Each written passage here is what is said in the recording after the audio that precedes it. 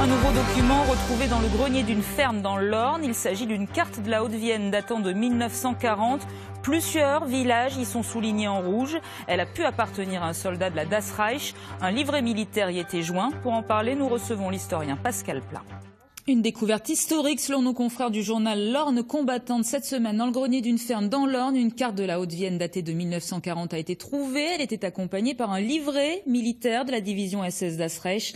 Cette carte est une vieille carte routière de la Haute-Vienne sur laquelle sont soulignées à l'encre rouge toutes les villes et villages victimes à l'époque des représailles SS contre les résistants. Près de la carte, donc, un livret militaire allemand dont la première page a été arrachée. Pascal Plat, bonsoir. Est-il fréquent aujourd'hui de trouver de tels documents ?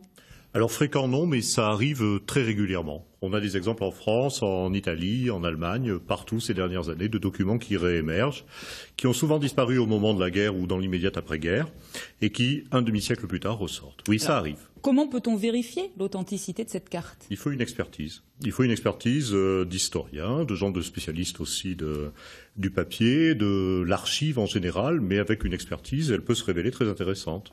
Alors pourquoi cette carte de la Haute-Vienne se retrouve-t-elle en Normandie ?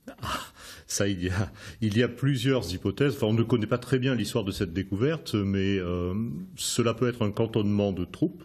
S'il s'agit bien d'une carte, encore une fois, d'une division SS en déplacement, donc elle a pu être laissée dans un cantonnement, ce qui expliquerait qu'en Normandie, on trouve une carte d'une division SS.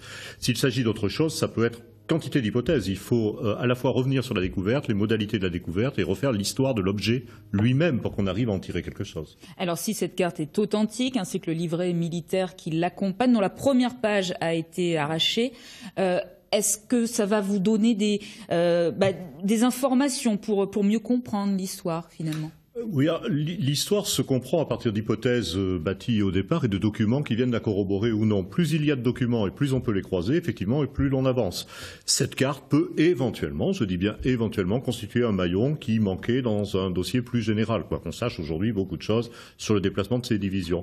Mais il faut effectivement, à l'issue de l'expertise, voir quel peut être son intérêt. Sinon, elle a aussi un intérêt en tant qu'archive et comme histoire de l'archive, c'est-à-dire d'où vient-elle, comment a-t-elle, pendant 70 ans, pu séjourner dans un grenier sans que personne ne s'en préoccupe. Oui, tout ça aussi était très intéressant.